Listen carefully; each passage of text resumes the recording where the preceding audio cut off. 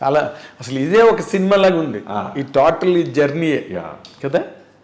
Cinema release అయిన తర్వాత దానికి వచ్చిన టాక్, దానికి వచ్చిన పుల్, జరిగిన ఫంక్షన్స్, అసలు అవన్నీ ఇన్నాళ్ళు ఆ స్క్రిప్ట్తో పడ్డారు కదా మీరు. అవన్నీ జరుగుతున్నప్పుడు ఏమనిపించింది రవి గారు? అదే అంటే చిరంజీవి గారితో ఫస్ట్ డే షూట్ ఇప్పటికీ గుర్తుంది. నిజమా కళ నిజమా ఒక చిన్న తెలియదు. ఆయన స్కూల్ పిల్లోళ్ళలాగా వస్తారు, ఏమడు 150 సినిమాల ఎక్స్పీరియన్స్. అవును, అంటే కెమెరా అక్కడ ఉంటే ఏ లెన్స్ వేసేదారో చెప్పేయగలడు. అవును, ఒక సీన్ చదువుతున్నప్పుడు ఎన్ని షార్ట్స్ డివైడ్ చేయగలడో తెలుసు. లైటింగ్ చూడగానే కెమెరామెన్ ఒక క్యాపబిలిటీ పట్టేయగలరు. సీజీ గురించి మా అందరికంటే అవగాహన ఉన్న వ్యక్తి. బట్ ఇవన్నీ కూడా క్యారవాన్లో పెట్టి ఒక స్టూడెంట్లా వచ్చి ఏం చేద్దాం, అవునా ఇలా నవ్వాలా, ఓకే అబ్బా, ఇక్కడి నుంచి నడుచుకుంటూ రావాలా, ఓకే ఓకే అబ్బాయి, ఇలా చేస్తూ ఉండేవాడు ఆయన. ఫస్ట్ డే నాకు ఆ స్ట్రెస్ తీసేశారు. అదొక కిక్కులో వెళ్తున్న టైంలో కొన్ని రోజుల తర్వాత రవితేజ గారు వచ్చారు. పొద్దున్న షూట్కి వెళ్తే ఇదేంటి అమ్మ జీవితంలో నిజమేనా ఇది? చిరంజీవి రవితేజ గారు 2 క్యారవాన్లు ఉన్నాయి ఇలా. ఆయన బండి పక్కన ఈయన బండి ఉంది. ఇద్దరు హీరోలు ఇప్పుడు సింగిల్ కెమెరాలో బంధిస్తున్నాం వాళ్ళిద్దరు. మనం ఎవరైతే మనకి కెరీర్ ఇచ్చారో, ఎవరిని చూసైతే మనం మోటివేట్ అయ్యి వచ్చామో వాళ్ళిద్దరిని కలిపి కథ రాసేయటం ఓకే, ఇద్దరిని కలిసి మనం రోల్ కెమెరా అనబోతున్నాం బాబీగా.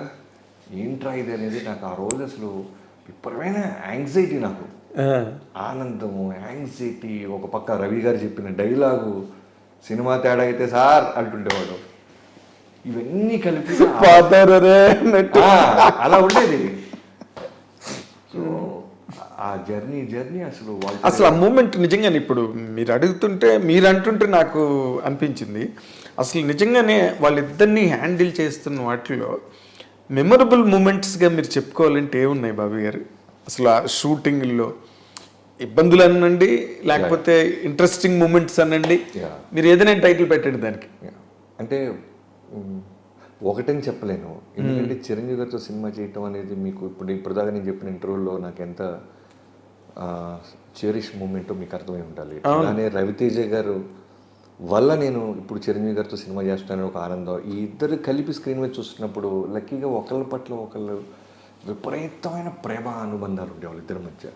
అవును, అంటే మైక్లో చెప్పినట్టు, మిగతా చెప్పినట్టు, ఇంటర్వ్యూస్లో చెప్తున్నట్టు అంత ఈజీ కాదు, నిజంగానే జెన్యూన్గా ఉంటుంది. యాజ్ ఎ డైరెక్టర్గా నాకు ఒక్కడికే తెలుస్తుంది. ఎందుకంటే ఒక సీన్ పేపర్ ఒక సోలో హీరో దగ్గరికి వెళ్ళినప్పుడు నేను చదువుతున్నప్పుడు అతని రియాక్షన్ నాకు అర్థమైపోతుంది యాజ్ ఎ డైరెక్టర్గా.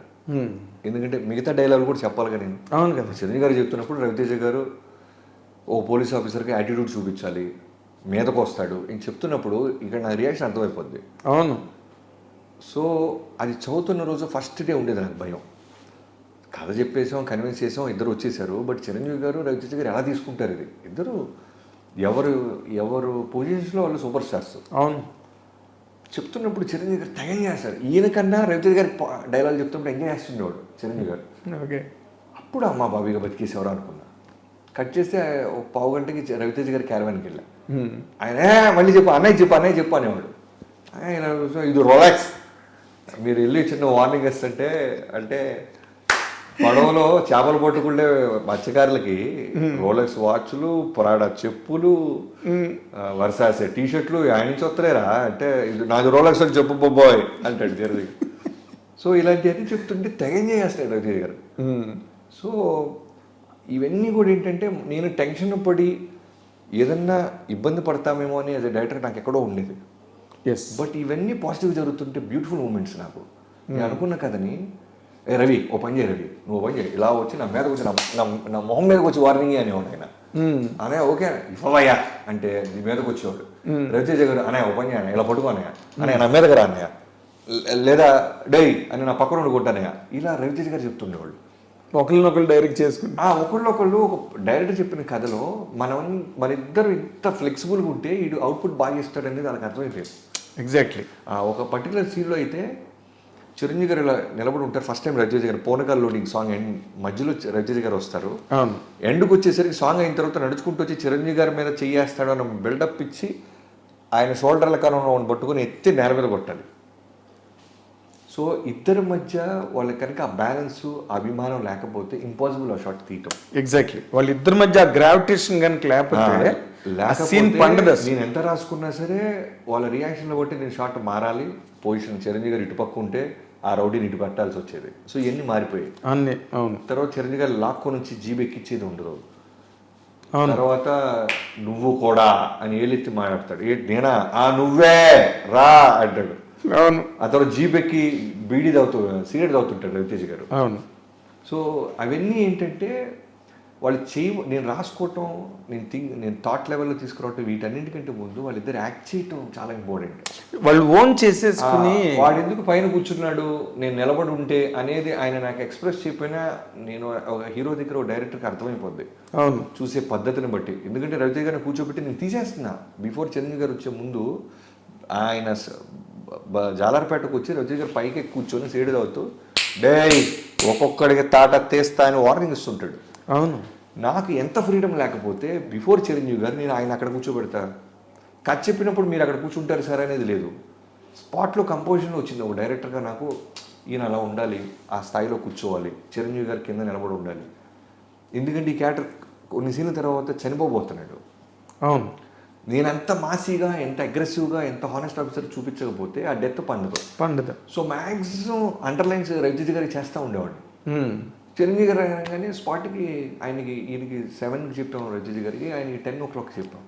ఈ 2 hours రవితేజ్ గారితో నేను తీసేస్తాను ఆల్రెడీ. రావటం, జాలర్పేటలో అందరినీ వార్నింగ్ ఇవ్వటం, ప్రకాష్ రాజ్ చేసే ప్రకాష్ రాజ్ గారు చేసే టీషర్ట్ ఇప్పదీయటం అన్నీ. చిరంజీవి గారు వచ్చేసరికి దూరం చూసి అడి అమ్మ రవి భలే ఉన్నావురా ఆడు కూర్చొని ఉండే అంటాడు. ఇలా అమ్మ బావిగా సేఫ్. ఇలా ప్రతి మూమెంట్ ఆ సినిమాలో నేను అనుకున్న ప్రతి మూమెంట్ క్యాప్చర్ చేయటం, ప్రతిదీ చేసిన మూమెంటే, ప్రతిదీ స్పెషల్ మూమెంట్ నాకు.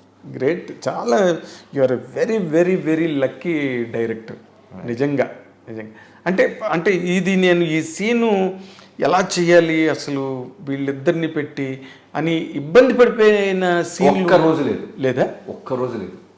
ఇన్ఫ్యాక్ట్ నేను ఎంత కాన్ఫిడెంట్గా ఉన్నానంటే రవితేజ గారు చనిపోయే సీను సినిమాలోని యూఎస్పి. అవును చాలా యూఎస్పి. అక్కడి నుంచి గ్రాఫ్ మారిపోద్ది. అవును కథ అనుకున్నప్పుడు నాకు తెలుసు, వాళ్ళకి నేరేషన్ ఇస్తున్నప్పుడు నాకు తెలుసు, డెవలప్ చేసిన తర్వాత కూడా అదే పైగా థియేటర్లో ఎలా ఉంటుందో తెలుసు. నేను ఎప్పుడు కూడా అదే అంటాను నా రైటర్స్తో కానీ, నా కింద అసిస్టెంట్ డైరెక్టర్తో కానీ ఎప్పుడు ఏమంటానంటే, మనం గొప్ప చరిత్రలు ఏమి రాయలేము, నేనేం తీయట్లేదు, అది మనకి తెలియాలి. వండర్స్ ఏం తీయట్లేదు మనం, స్పీల్బర్గ్ లాగానో ఇంకోటి ఇక వరల్డ్ క్రియేట్ చేయట్లా. నేను తీసే సినిమా ప్రొడ్యూసర్కి డబ్బులు రావాలి, 100% డబ్బులు రావాలి. 2 థియేటర్లో స్క్రీన్ మనం చూస్తూ ఉండాలి. నేను రాస్తున్నప్పుడైనా, షూట్ చేస్తున్నప్పుడైనా శ్రీరాములు థియేటరు, గోకు, ఈ 2 థియేటర్లే నా మైండ్లో ఉంటాయి. నేను కూర్చొని చూస్తున్నప్పుడు నాకు హై మూమెంట్ వస్తుందా లేదా అని చెక్ చేసుకో. మాస్ థియేటర్స్ 2 నాకు హై మూమెంట్ వస్తుందా లేదా అని. సో ఎక్కువ అది రిలేట్ చేసుకుంటుంటుంది. సో అలా రిలేట్ చేసుకునే ప్రాసెస్లో రవితేజ గారి డెత్ సీన్ అనేది ఏమో తెలుసో తెలియకో మనం ఎగ్జిక్యూషన్ లెవెల్లోనో ఎక్కడో చిన్న చిన్న పొరపాట్లు జరిగిన ఈ డెత్ సీన్ కనుక నేను ఒళ్ళు దగ్గర పెట్టుకొని తీయగలిగితే సినిమా మొత్తాన్ని అది కాపాడేస్తుంది. ఎగ్జాక్ట్లీ. సో 5th ఫిల్మ్గా నాకు ఆ మాత్రం ఎక్స్పీరియన్స్ వచ్చింది. సో నేను ఎప్పటి నుంచి కోడేటర్కి ఏం చెప్పానంటే, సార్ ఆ ఒక్క డెత్ ఎపిసోడ్కి ఓన్లీ టాకీకి వాళ్ళిద్దరం మంచి ఆ బ్యూటీ క్యాప్చర్ చేయడానికి ఎమోషన్ని నాకు 2 days కావాలనేవాడు. బట్ రిలీజ్ డేట్ అనౌన్స్ చేసేసాం, సంక్రాంతికి రావాలి. August 20th నాన్నగారిది జరిగింది.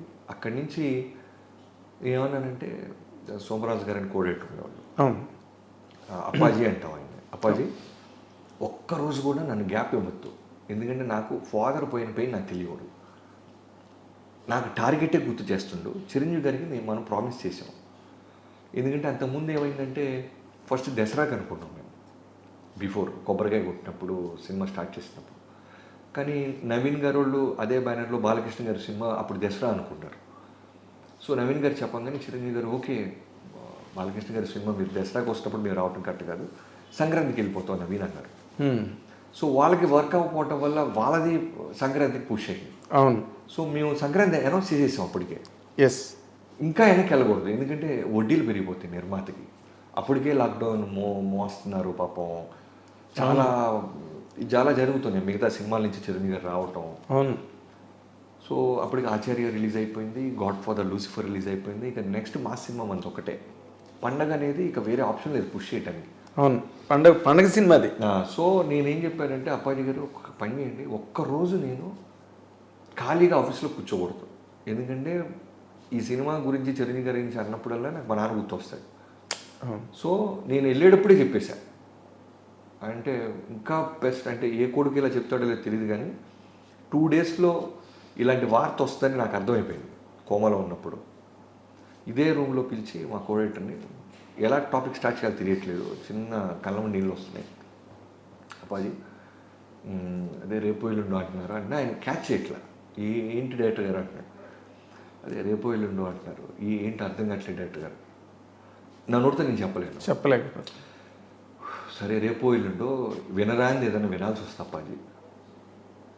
అలాంటిది ఏదైనా జరిగితే 3వ రోజు కార్యక్రమం అయిన వెంటనే నేను షూటింగ్కి రావాలి, ఇది ఒక్క హెల్ప్ చేసి పెట్టు. నేను ఫోన్లో కూడా అప్పటిదాకా మాట్లాడినాను కానీ ఆయన ఏడ్ చేస్తున్నాడు. అర్థమైంది అప్పుడు. ఏడ్ చేస్తున్నాడు చేతులు పట్టుకొని. ఏమవుతుంది నాన్నగారికి అంటే అంటాడు, అప్పాజీ ఇప్పుడు నన్ను ఎమోషన్ చేయొద్దు, మన పనులు ఉన్నాయి, మనం మాటిచ్చాం చిరంజీవి గారికి సంక్రాంతికి వస్తామని, ప్రొడ్యూసర్స్కి మాటిచ్చాం. ఆ మాటకి ఈ ఫాదర్ లేని పెయిన్ నాకు తెలియకూడదు. నువ్వు అంత తిక్కగా షెడ్యూలే, నువ్వు ఏం చెప్తే అది తీస్తా అని ప్రిపేర్ అయ్యాను. వెళ్ళాను, వచ్చిన దగ్గర నుంచి షూటింగ్ స్టార్ట్ చేసాం. ఇలా వెళ్తున్న ప్రాసెస్లో ఫైనల్గా ఒక రోజు అయినా డైరెక్టర్ గారు ఒక విషయం చెప్పాలి మీకు అన్నారు. ఏంటి అన్న, అదే టైట్గా షెడ్యూల్ వేసాం, రవితేజ గారిది డెత్ సీను మనకి 1 డేనే వేయగలిగాను, 2 డేస్ సెట్ అవ్వట్లేదు అన్నారు.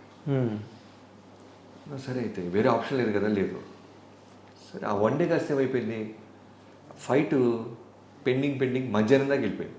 ఓకే, ఎక్స్టెండ్ ఫుల్ డే చనిపోయే 2 డేస్ తీయాలి నేను. ఆ ఎమోషన్ని నేను ఫీల్ అవ్వాలి, వాళ్ళిద్దరూ ఫీల్ అవ్వాలి, దాన్ని ప్రాపర్గా మూమెంట్ని క్యాప్చర్ చేయాలి, దాన్ని చూసుకోవాలి అన్న నేను 1 డేకి వెళ్ళింది. 1 డే నుంచి హాఫ్ డే 2:30 వరకు నాకు ఫైటే సరిపోతుంది. ఇప్పుడు వదిలేస్తే మళ్ళీ నేను ఇంక తీయలేను.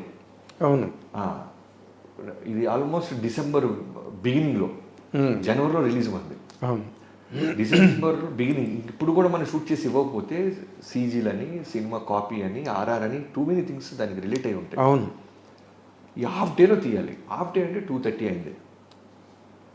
చిరంజీవి గారు అబ్బాయి నువ్వు కాన్ఫిడెంట్ అయితే కావాలి, లేదంటే ఇంకో రోజు ఏదన్నా ప్లాన్ చేద్దాం డేట్స్ అది దాకా. వినటానికి బాగుంది, బట్ డైరెక్టర్గా ప్రాక్టికల్గా వర్కౌట్ అవ్వట్లా. సరే ఓ పని చేద్దాం, ప్రొడ్యూసర్స్ మనోళ్ళే, రేపు నిజంగా నేను తీసి బాగాలేదంటే ఏదో ఒకటి చేసి మళ్ళీ వాళ్ళిద్దరిని ఇవ్వగలరు. పైగా ఇద్దరితో ర్యాపో నాకు బాగుంది, ఏదో విధంగా ఒక డే తీయచ్చు అని నమ్మకంతో ఆ చనిపోయే సీన్ని స్టార్ట్ చేస్తే లైటింగ్ లిటప్ చేసి స్కార్పియో చుట్టూ గ్రీన్ మ్యాట్లు కట్టి 4:30 అయింది. లైట్ పోవటానికి 1.5 hour ఉంది టైం. 2 డేస్ తీయాలనుకునే ఎమోషన్ 1 డేకి వెళ్ళి 1 డే నుంచి హాఫ్ డే వెళ్ళి ఫైనల్గా లిటప్ చేసేసరికి 1.5 hour ఉంది చేతిలో. సరే ఇద్దరిని కూర్చోబెట్టాను. సెట్ అందరికి కథ తెలీదు. జనరల్ యూనిట్ ఎలా ఉంటారంటే మీకు తెలిసిందే, వాళ్ళు ఫ్రెషర్స్, వాళ్ళు యాజ్ అన్ ఆడియన్స్గా వాళ్ళకి స్క్రీన్ ప్లే ఆర్డర్లో మన సినిమా తీయం కదా షూటింగ్. అవును, ఓ రోజు ఇంటర్వల్ తీస్తాం, ఓ రోజు క్లైమాక్స్ తీస్తాం, ఓ రోజు ప్రీ ఇంటర్వల్ తీస్తాం, ఓ రోజు సాంగ్ తీస్తుంటాం. అవును, వాళ్ళకి బాగుంది బాగాలేదా అర్థం అవుతుంటుంది, టోటాలిటీ అర్థం అవుతుంది, సీన్లు పండుతూనే లేదో అర్థం అవుతుంది. ఏం తెలియదు. దాంతోపాటు నార్త్ ఇండియన్స్ లైట్ అని నార్త్ ఇండియా నుంచి యూనిట్ వచ్చేది. వాళ్ళకి తెలుగు సగం రాదు, సగం మందికి గోల ఉన్నారు వాళ్ళు. సైలెన్స్ అన్నా సరే మోర్ దెన్ 1 minute కంటే హోల్డ్ చేయలేకపోతాం, మళ్ళీ మాట్లాడుతుంటారు జనరల్గా. ఎందుకంటే పనే, అవును, అరే దాన్ని అది తోసేరా, దాన్ని ఉదరావు ఇదరావు ట్రాక్ దాలో, ఈ గోలకు ఉంటుంది. అవును. సరే ఇద్దరిని కూర్చోబెట్టి సీన్ ఎక్స్ప్లెయిన్ చేశాను మళ్ళీ ఒకసారి. అన్నయ్య ఇది మీరు, ఇది రవి గారు ఇలా మాట్లాడుతుంటే ఓ పని చేయ అబ్బాయి, స్కార్పియోలో అంటున్నావు కాబట్టి మీ ఇద్దరం డ్రైవింగ్ సీట్లో నేను, ఈ సీట్లో రవి ఉంటారు, నువ్వు వెనకాల ఉండి నీ ఎమోషన్ని ఒక్కసారి నేను టేక్కి వెళ్ళే ముందు ఒక్కసారి మళ్ళీ రన్ త్రూ చేయి, డైలాగులు మర్చిపోదాం, ఎమోషన్ మీదే ఫోకస్ చేద్దామని రవితేజ గారు చిరంజీవి గారు అంటం జరిగింది. వెళ్ళిపోయి నేను ఇప్పుడు మానిటర్ చూడలేను, డైరెక్ట్గా మానిటర్ చూడాల్సింది నేను. వెనకాల కూర్చొని వాళ్ళకి చిన్నపాటి ఆ మూడ్ క్రియేట్ చేసే ప్రాంప్టింగ్స్ పొజిషన్లోకి వెళ్ళిపోయినాయి. ఎందుకంటే ఈ ఏడీస్ అంత 100% అంత షార్ట్ టైంలో ఎగ్జాక్ట్గా నేను చూసుకునే ఎమోషన్ వాళ్ళు చెప్పలేరు. సో మానిటర్ లేదు నా దగ్గర. సరే మీరు చూస్తే ఆ సీన్లో వెనకాల నేను పడుకొని ఉంటా స్కార్పియోలో, కెమెరాకి తెలియకుండా. ఓకే. సో బిగినింగ్ టేక్ ముందు మొత్తం ఇది మాట రోల్ కెమెరా యాక్షన్ నేనే అనేసాను. చేస్తే ఇద్దరు చేసేసారు. బయటకు వచ్చి మానిటర్ చూస్తున్నాను, నాకు టెన్షను బాగా వచ్చిందా లేదా అని. 5 అంతా అయింది. చూస్తుంటే చిరంజీవి గారు, రజనీ గారు ఇద్దరు రావట్లేదు మానిటర్ దగ్గరికి. బాబీ గారిని చూడండి, ఆడికి ఒక కన్విక్షన్ ఉంటుంది కదా, లేదంటే 1 మోర్ చేద్దాం. చూస్తున్నా అది మళ్ళీ ప్లే అంటుంటే నేను రియలైజ్ అయింది ఏంటంటే హోల్ సెట్ సైలెంట్గా ఉంది. హోల్ సెట్ 300 మంది సైలెంట్గా ఉన్నారు. అప్పుడు నాకు గూస్బంప్స్ ఇలా వచ్చినాయి. ఈ సీన్ పండిందిరా బాబు, వీడి అమ్మ ఆర్ఆర్ లేకుండా నాకు కూడా సైలెంట్ అయిపోయారంటే సీన్ పండింది, వీడు చచ్చిపోతున్నాడు, ఇలా అన్న బాధపడుతున్నాడు అనేది వాళ్ళకి అర్థమైంది. లాంగ్వేజ్తో సంబంధం లేకుండా. అదే హిందీ వాళ్ళు వాళ్ళకి అర్థమైంది. ఆగిపోయారు, ఎవడు మాట్లాడట్లేదు. నేను సైలెన్స్ అని అరవట్లేదు. Whole unit pin drop silent. అందరూ మౌనంగా అలా చూస్తున్నారు. ఇక్కడికి వచ్చి వర్కౌట్ అయిపోయింది అనేసి ఇప్పుడు ఫ్రంట్ అయిపోయింది. ఇప్పుడు ఈ సజెషన్ ఒకటి, ఈ సజెషన్ ఒకటి చాలా. ఇటు ఒకటి పెట్టాను సింగిల్ టేక్, ఇటు ఒకటి పెట్టాను సింగిల్ టేక్, ఒకటి క్లోజప్ అయిపోయింది. 6:20కి ప్యాకప్. వారిని అసలు మామూలు కాదు ఇది. ఆ రోజు నేను మెంటల్గా ఫిక్స్ అయ్యాను, ఓకే వండర్ జరిగిపోయింది ఈ సినిమాలో. ఎప్పుడైతే లాంగ్వేజ్ రాని వాళ్ళకి, కథ తెలియని వాళ్ళకి ఓ రవితేజ గారు అన్నయ్య అనుకుంటూ వచ్చి భుజం మీద చేసి తీసుకెళ్ళి స్కార్పియోలో కూర్చోబెట్టి చనిపోతున్న మూమెంట్ని వాళ్ళు చూసి పిన్ డ్రాప్ సైలెంట్ అయిపోయి ఎమోషనల్గా ఫీల్ అవుతున్నారంటే దీనికి ఆర్ఆర్ యాడ్ అవుద్ది, రీ రికార్డింగ్ యాడ్ అవుద్ది, పర్టికులర్ స్క్రీన్ ప్లే టైంలో వస్తుంది. అయ్యో బాబోయ్, అసలు అది థియేటర్లో ఆ సీన్ ఎలా ఉంటుందంటే ఇప్పుడు మీరు చెప్తుంటేనే నేను I'm getting war burden with that emotion. ఆ గుర్తొచ్చి అసలు ఆ క్షణంలో తీసిన మీరు ఫస్ట్ టైం గ్లిజరిన్ ఉండదు, ఇద్దరు గ్లిజరిన్ వేసుకోవాలా, ఇద్దరు డైలాగ్ పేపర్ చూసుకోవాలా. ఒకసారి సీన్ నేను ప్రాంప్ట్ చేయటం అంతే, ఇద్దరు. దాంట్లో ఇంకా బ్యూటీ ఏంటంటే బీడికి తీసి రవితేజ గారి నోట్లో చిరంజీవి గారు పెడతారు. అలా ఇది ఒకరు చెప్తే రాదు, వాళ్ళిద్దరు ఫీల్ అవ్వాలి. ఎగ్జాక్ట్లీ, అది అలా ఓన్ చేసుకుని షేర్ చేసుకుని నా తమ్ముడు చనిపోతున్నాడు ఇంకో ఫ్యూ సెకండ్స్లో అని. నీ అమ్మ అన్నతో బ్యూటిఫుల్ మూమెంట్స్ లేవురా, ఎదిగిన తర్వాత మనం పెరిగిన తర్వాత చనిపోతున్నాను ఏంటి, మా అన్నని మిస్ అయిన ఆయన, వాళ్ళిద్దరు బలంగా నమ్మారు. అది దాన్ని ఒక వాళ్ళతేరే వేరే కథగానో ఇది ఒక సినిమాలోకి వాళ్ళిద్దరు ఆ క్షణం ఫీల్ అవ్వాలి, సొంత అన్న తమ్ముళ్ళకి వాళ్ళు ఫీల్ అయ్యారు. అదే మనకి అసలు మీరు చెప్తున్నదంతా వింటే నేను I'm reliving all those moments in auditorium. First day మేము షో చూడడానికి వెళ్ళినప్పుడు ఏవైతే ఫీల్ అయ్యామో వాటికి ఒక 1000 times ఎక్కువ ఫీలింగ్ వచ్చింది. And you are narrating all that what has exactly happened that day.